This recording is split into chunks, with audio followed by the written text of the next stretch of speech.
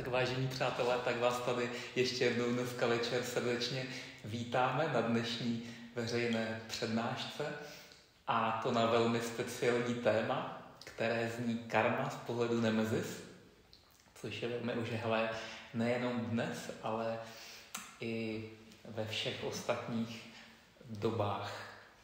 A asi už můžeme přistoupit k vlastní přednášce, proto předávám slovo Janě.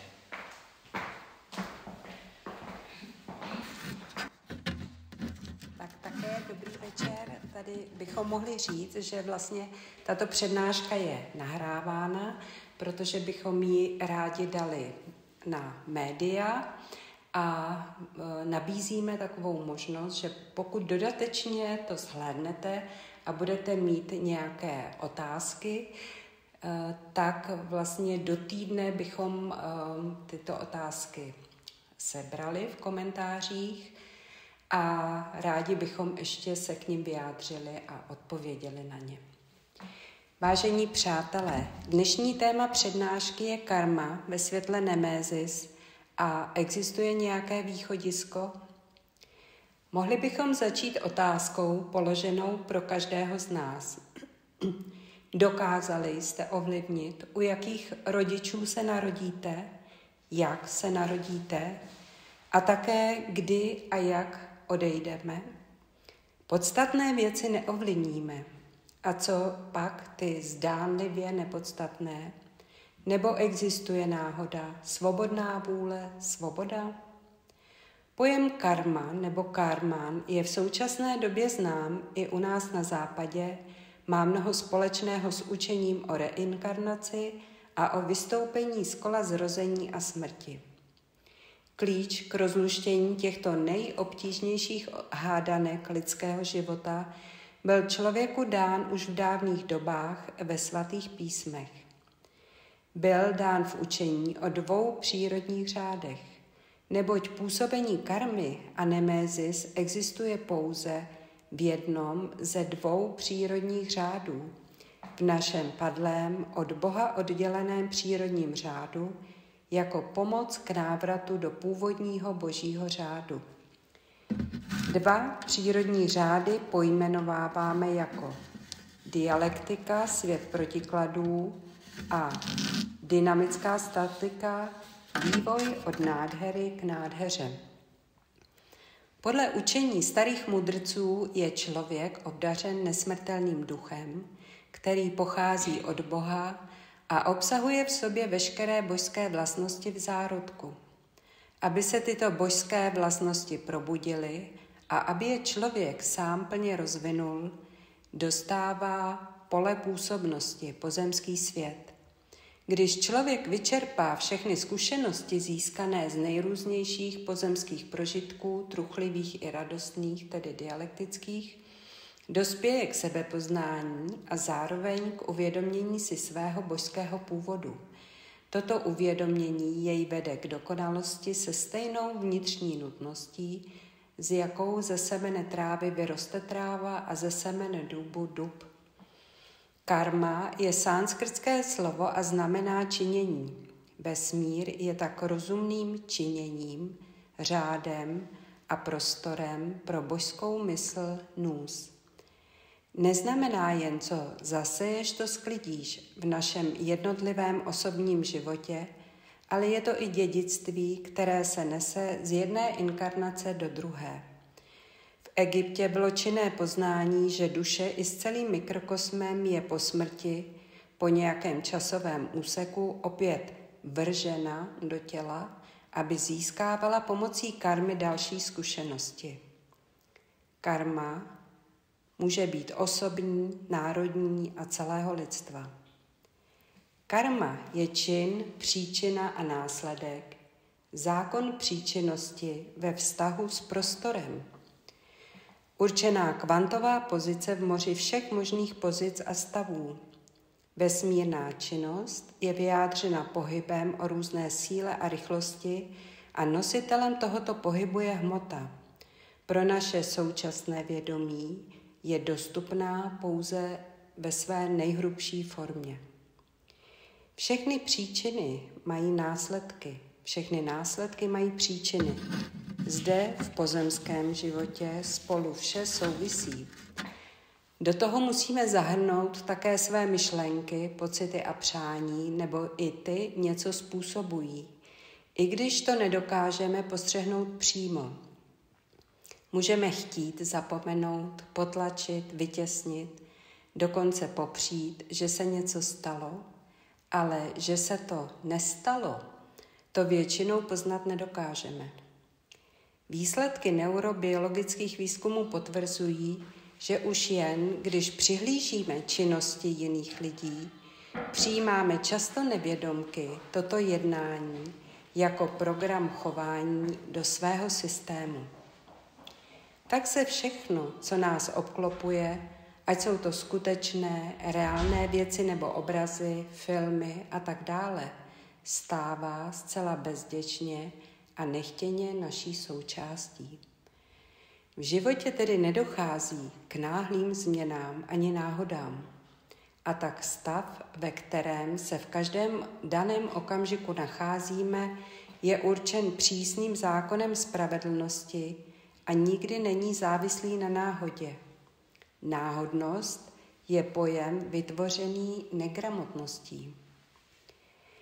Poznání této neměnnosti zákona naše poznávající vědomí často skličuje, ale toto sklíčení postupně mizí s tím, jak člověk jasněji poznává zákony, které řídí nikoliv formu, ale podstatu jevů. Pochopí, že síly neviditelného světa vlivem své jemnosti a činnosti mimo prostor a čas, kterým je spoutaná fyzická hmota, podléhají tak nepředstavitelně rychlému pohybu a tak nekonečné rozmanitosti spojení, že vědomým usměrněním svého vnitřního života může člověk pracovat na proměně karmy.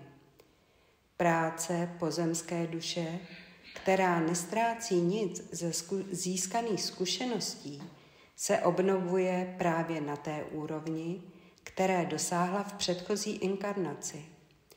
Karma je tak i pokladem předešlých zrození a krve, neboť je to arzenál sil, co může být použit. Mezi hermetické spisky tak patří i knížečka nebo spisek Napomínání duše. Zkoušky a útrapy se mohou přetvořit v moudrost a ve svědomí duše. A jak je to s naším vědomím a podvědomím? Zde znáte doktora Jekylla a mistra Hyda?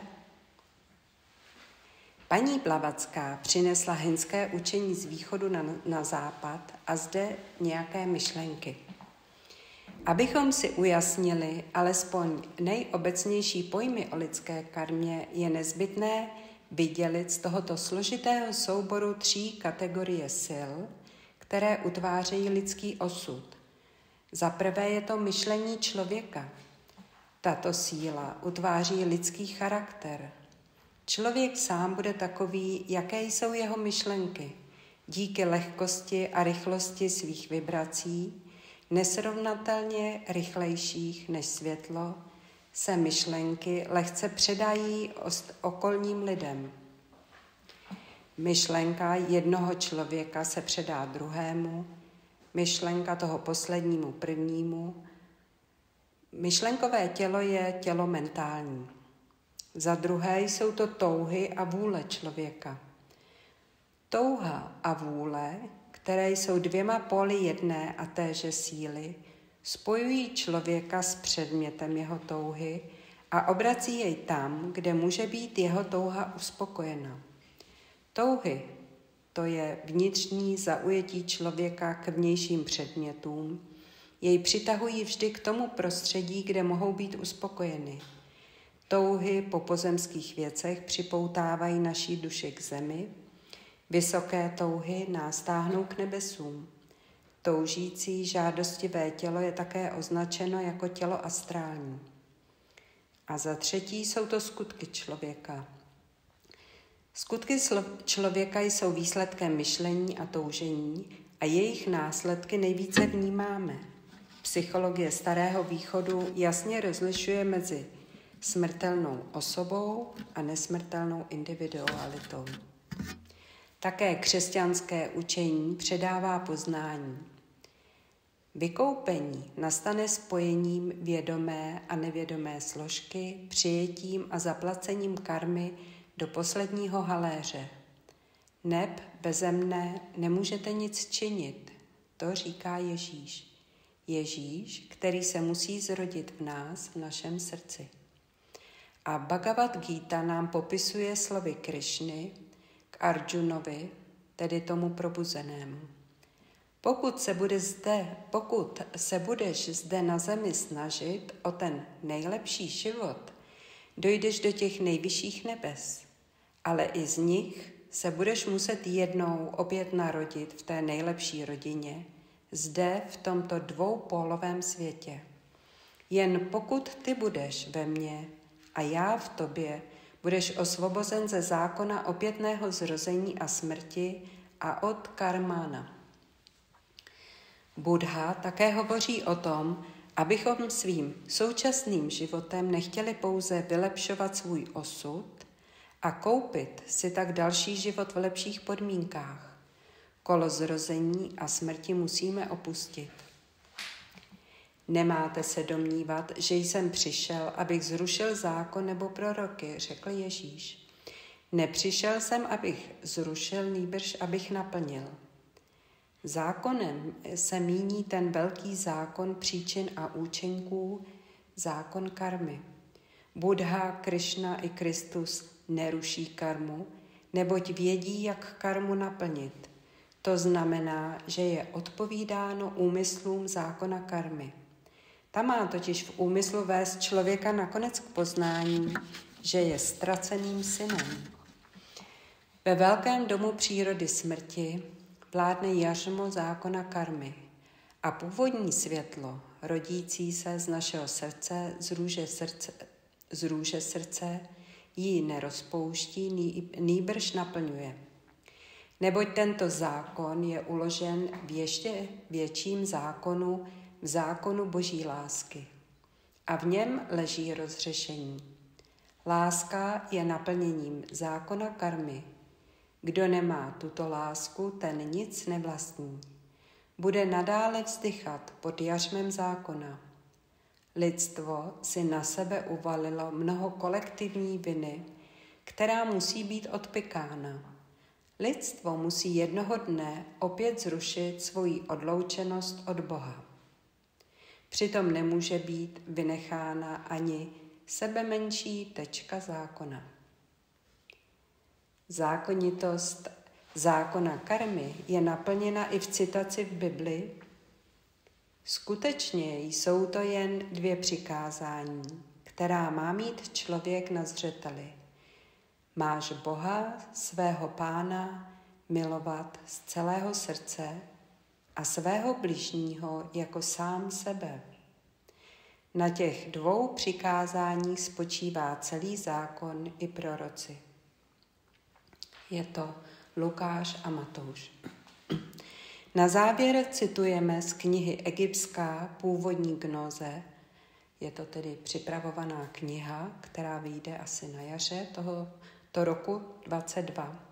Od Jana van Reichenborka, kde zákon karmy je spojen se spravedlností. Překlad této knihy je z holandského originálu a z němčiny jej přeložil Petr Babka, překladatel. Zákon karmy, jako všeobecně platný přírodní zákon, drží pohromadě všechno v širém univerzu. Tato prvotní síla, tento bazální zákon tvoření se v mytologii označuje slovem nemézis. Proto se Nemézis v řeckém myšlenkovém světě označuje za bohyni mstící spravedlnosti, která trestá každý nectný čin a stíhá každé porušení spravedlnosti. Jiným názvem pro tuto původní sílu je karma. Původní síla veškerenstva je jakožto princip dokonalá a nezměnitelná. Tato prasíla vesmírné přírody ve své neústupnosti a neochvějnosti, jakožto logos přírody, absolutně zajišťuje velký boží plán. Duch boží vyzařuje plán do propasti. Síla ducha probouzí síly přírody. Veškerenstvo se dostává do pohybu a manifestuje se.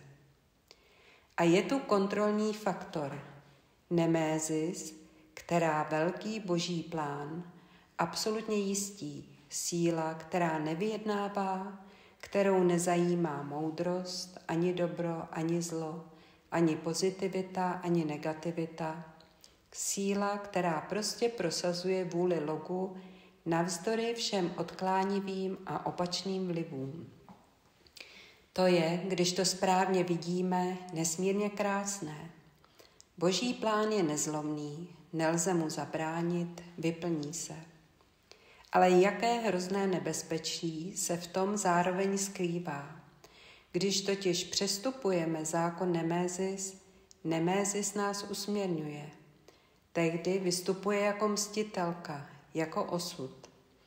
To je jméno, pod nímž známe nemézis v našem dialektickém řádu nejlépe. Osud, slepý osud. Proto se nemézis zobrazuje i jako bohyně se zavázanýma očima. Teď snad chápete, co se to v šerém dávnověku stalo. Část lidstva opustila boží moudrost a začala svévolně experimentovat.